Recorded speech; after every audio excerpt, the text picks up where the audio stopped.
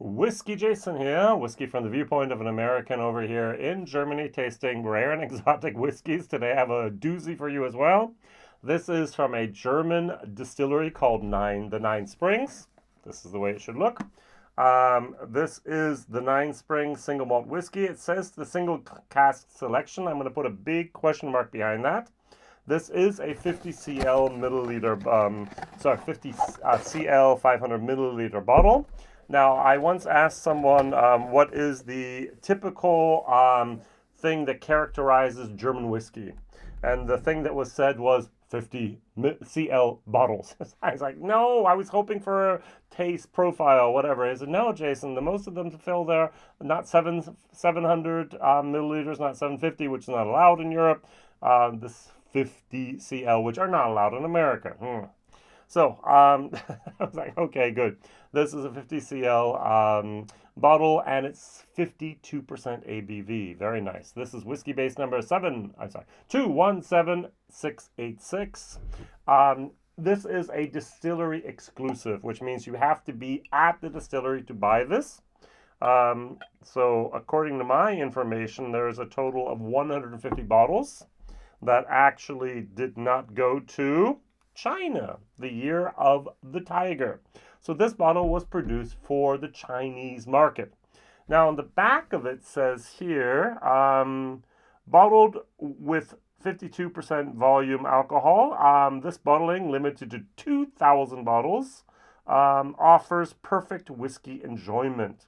Produced by the Nine Springs Spirituosenmanufaktur in 37339. That's our zip code in Leinefelde, Vorbis, www number -9.eu.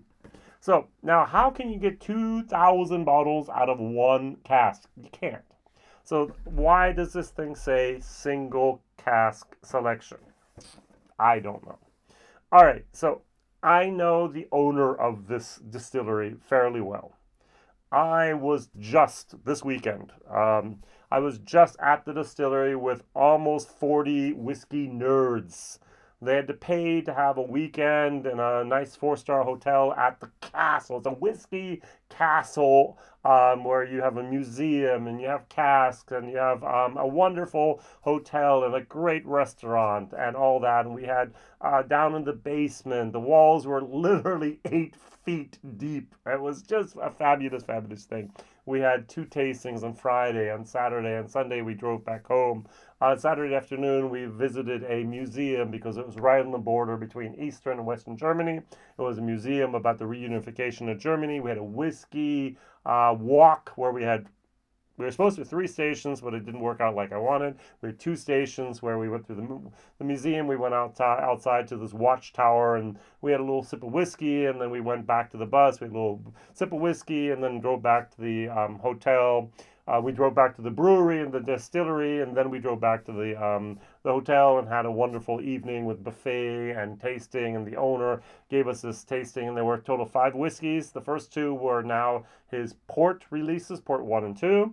Then there was from the state of Thüringen, which is in the eastern part of Germany, a state. There was actually a vineyard that allowed Bernd to use some of their wine casks to finish his whiskey in. Very nice. But then there was this from the Hungarian Tokaji barrel that I just absolutely loved.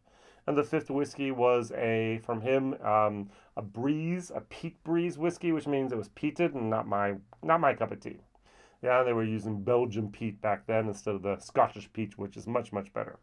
All right, so this was actually produced for China, for the market. They only sent over 1,850 bottles, if I remember this correctly. So 150 bottles stayed at the distillery as a distillery exclusive for people that came to the Whiskey Castle, actually did the tour, could buy something exclusive there. It was interesting. I think there was like 3 or 4 distillery exclusives, which I think is good for the distillery, which means people who visit, they can take something home special. But I actually have the feeling, as a whiskey nerd, that I don't want to drive 3 hours to the distillery and 3 hours back to buy something. I would like to actually, in my case it's 3 hours, I would actually like it to be in the online shop that I can also purchase it if I want to, as a fan and as a big Yeah, someone who has a certain amount of loyalty to the distillery.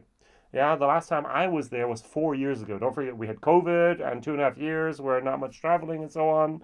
I've been busy for the last half a year, and so they were still in construction before that, so there was no real need to be there and so on. Um, but of course, the people off in the local region should have these distillery exclusives. The same problem is what I have with Scotland. Yeah, but by the time I fly to Scotland and go and pick up a distillery exclusive, at least 2 days of my life are gone. Now, I thoroughly think you should have a distillery exclusive hand fill experience. Yeah, there should be no replacement of that. The hand fill should be something you can actually do or watch them do and label it yourself, and that's the experience. What I think is a shame, and this is the reason why they do it often, is we only have 150 bottles. If we put it online, it's gone within days. And then we don't have anything special for the people at the distillery. I understand that, and yet I still want to be able to buy those. All right, so now Bernd at his distillery does something very unique. He just built a whole new distillery beside his brewery, by the way. The distillery used to be in the brewery, and now has a building beside there, and he has his own little distillery. 600,000 euros, tiny little distillery, going to produce 70,000 liters a year, which is not a lot, but which is enough. All right, before it was 20,000, now it's going to be 70,000 a year. Good stuff. And what he always does is he always tries to put it, first of all, into ex-bourbon barrels or virgin oak barrels. He loves early times. Now, that's actually a very unique moment here. Just fact checking before I say something totally wrong here. Early Times is not a bourbon in the United States. It's Kentucky whiskey because it uses, of course, then barrels that had once before held bourbon. So their first fill, in this case, they're going by the time they make it to America, they're going to be second fill bourbon barrels. All right, so it says here, early time is billed as Kentucky whiskey for good reason, because in the law it does not qualify as any type of bourbon. New oak barrel aging is required to earn that title, and early times is aged for a minimum of 3 years in used barrels. And the whiskey is bottled at 40%. Now, there are some that's different. So, early times, if you've ever had Michter's unblended used barrels, somewhat similar. Well, maybe Michter's bought their products from Brown-Forman. Same problem. But the thing is he actually complained. He ordered another 50 barrels this year, and he received Jack Daniels. It's like, Jack Daniels is good. No, early times is better. It's like, oh, okay, good. You have your first fill, no problem. You used them for the bourbon for early times the second time, and you're going to film the third time with your product, so it gets rid of a lot of that tannins. And the thing is that what happens at Nine Springs is he puts his barrels underneath the roof of his warehouse, very, very high, very, very hot. And so they actually, in 3 to 4 years, have a lot of tannin is what they get from the wood, even though they've been filled twice before with spirit, so third filling. And he has to be very careful. He's having a barrel, for example, Jack Daniels only been filled once, and now his is the second time. It gets even stronger, the tannic moment going on there. Then he fills it up, re-racks it into, in this case, from Hungary. Here we have our Tokaji, Tokaji, Tokaji wine barrels. They could be white wine, they could be red wine, they could be sweet, they could be dry, but in this case, it's very, very good stuff. Now, 0.5 liter, 59 euros, even online it says 69, wrong. I'm going to compare it to something that I actually created for Bernd, together with Julian and I. This was a crowd sourced whiskey where we did an online tasting, and Julian and I, Jay and Jason, WhiskyJason, and friends actually created French fireworks, and this is a 50% ABV whiskey that we created, blended together, and decided on doing it that way. Beautiful, beautiful thing. Almost sold out. No longer online available. Only a few bottles left at the distillery. We did the tasting last night with Bernd, and we had 5 whiskeys. And after the tasting was over, 35 of us went up, basically all went up to the shop, and we called ourselves shop killers because we bought every single bottle that was available in that evening.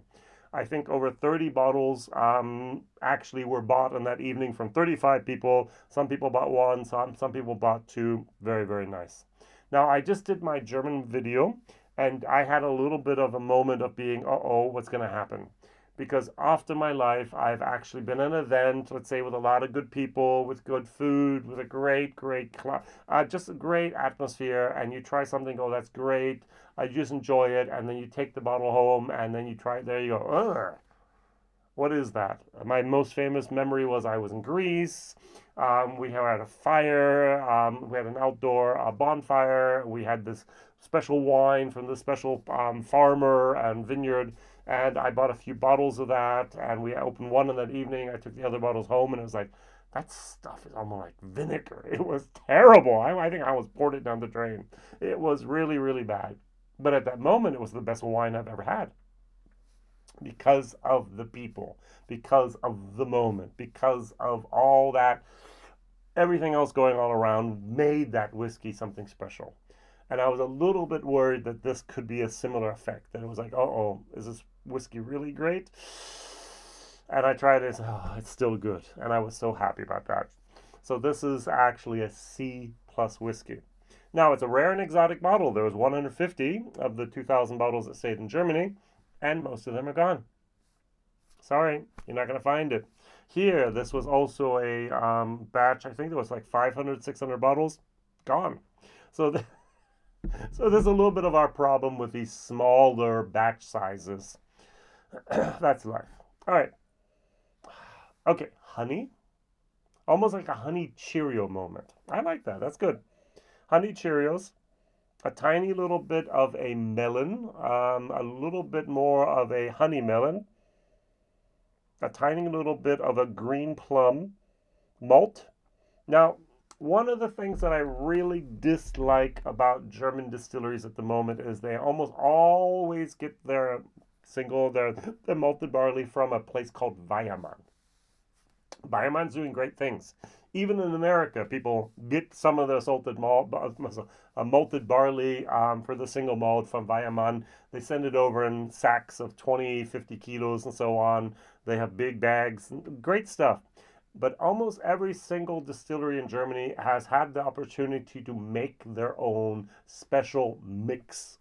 So what happens is you take Pilsner malt, you take different types of grades of darker, more roasted malt, malted barley, and they, for some reason, I don't know why, but they push a heavier roasted malt character in Germany than they do in Scotland. Now, Scotland's all about yield. The more you roast your malted barley, the less yield you're going to get. The more roast coffee, mocha notes you're going to get. So apparently, many people like that. I don't. And so if there's one thing I could change about German whiskey would be less of the roasted malted barley and more of a pale barley. Pale Pilsner, a little bit less of that. But for some people, it's very, very important. Think Glenmorangie Signet. And that little bit of that roasted moment is what I get here as well. 52%, thank you very much for a great ABV. Nine Springs, if you ever get a bottle, it might not say natural color, might not say non-chilled filtered, but it always is. I'm working on it. That is, will be on the label in the future. So here we don't have that anywhere. Here on the, doesn't say it anywhere. Put it on there, people. All right. So I've told many, many places. Who was it? I think, I was talking with Dingle. And they said, Jason, we heard you, especially you. So we now have natural color. We now have non-chill filter on our bottle. There was room. Why not? It was like, the thing they haven't changed yet is the depth of the water of the well. It's still in feet, not in meters. They said, we thought about it, but the marketing was quicker with ordering the labels. Maybe next time we'll have it finally in meters. Because they don't use feet at all. Yeah, so why have everything else in metric and then have feet? But I was like, oh, that was nice that people do listen to me every once in a while. And they're a positive influence in the whiskey industry by helping us nerds get the information we want on the bottle. Cheers.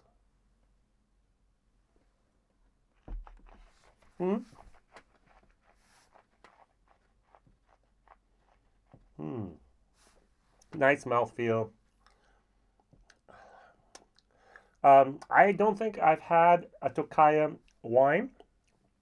I was in Hungary. I was on the Lake Balaton. I had some great wines and some very better grape juice down there. They make great grapes. This is a sweet moment. This is that honeydew moment, almost cantaloupe. Very nice, with some malt, with a tiny little of that mocha moment going on there. This is well done. And I must admit that I absolutely love the fact that the German whiskey industry, due to specific people from China coming over to Germany looking for German wine, actually now export much more whiskey to China than they do to America. Hardly anyone in Germany has had the chance to actually export to America yet. We've had a pallet here, a pallet there. We've had more going to Canada than we have to America, which shows you a tiny bit about trade wars and tariffs and bureaucracy. Believe it or not, it's easier for us in Europe to send whiskey to Canada, to one or two or three different local kingdoms of whiskey sales, is what I'm going to use the word. It's easier to send it to a distributor in China than it is to the 50 United States of prohibition rules in America. Yay! So something might need to change one day, people. Good stuff. 59 euros, 0.5 liter. It's going to be a C whiskey for value for money. C plus for taste. C. I think I just bought it. I was sold when I tried it. I was sold when I heard there's 150 bottles only left in Germany. I was sold when it was a distillery exclusive. It's like, I gotta have that bottle. So my question of the day is, do you know of any other bottlings out there that have used Hungarian Tokaji barrels? Now, maybe you know more than I do, but I assume that the Hungarian Tokaji barrels are American oak, but they could be Hungarian oak. It doesn't say. That'd be also kind of cool to know. And next year is the year of the rabbit. And when I Googled real quick, the year, what is the animal 2023? Because I think the pallet's going over there for that one.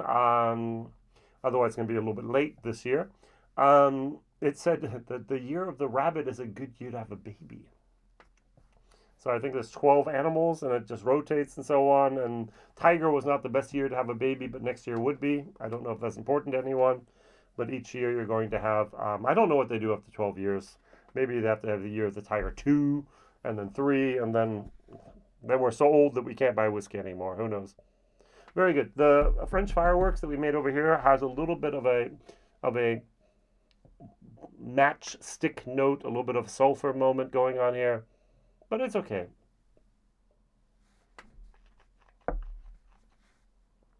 I learned so much by making this blend of this different casks and the different ABV. We did everything online. We voted and everything. It was such a wonderful experience.